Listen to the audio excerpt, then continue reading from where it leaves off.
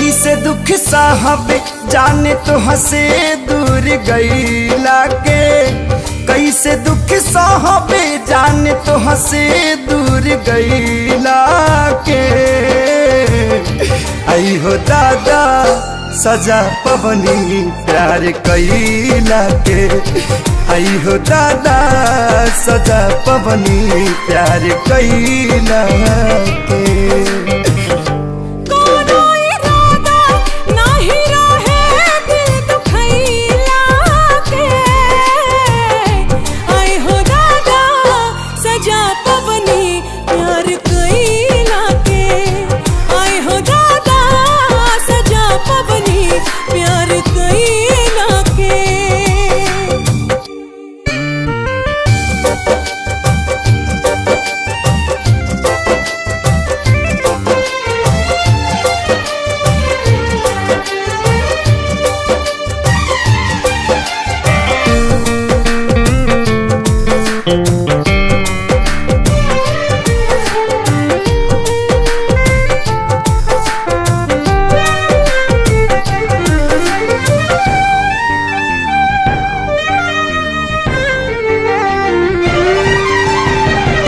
पहिले जे पाता रहित पड़ी तारा रहो, कबहू न कैले रहती प्यार। पानी मजबूर हो भाई निज दूर हो, जिंदगी में भाई बायनहार। पहिले जे पाता रहित पड़ी तारा रहो, कबहू न कैले रहती प्यार। पानी मजबूर हो भाई दोह से दूर हो, जिंदगी में भाई बायनहार। याद ना जाए तुहरा संगे पल बितैला के, याद ना जाए तुहरा संगे पल बितैला के। आई हो दादा सजा पवनी प्यार कईला के, आई हो दादा सजा पवनी प्यार कईला के।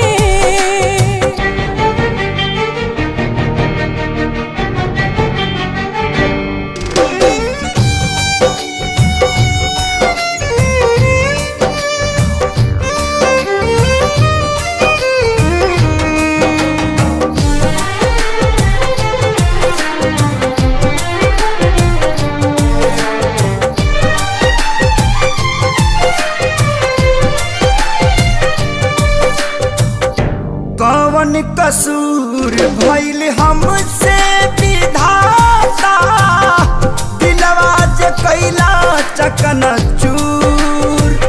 काहे के मिलौला प्रीतिया लगौला, जब रिश्ता न रहे मंजूर।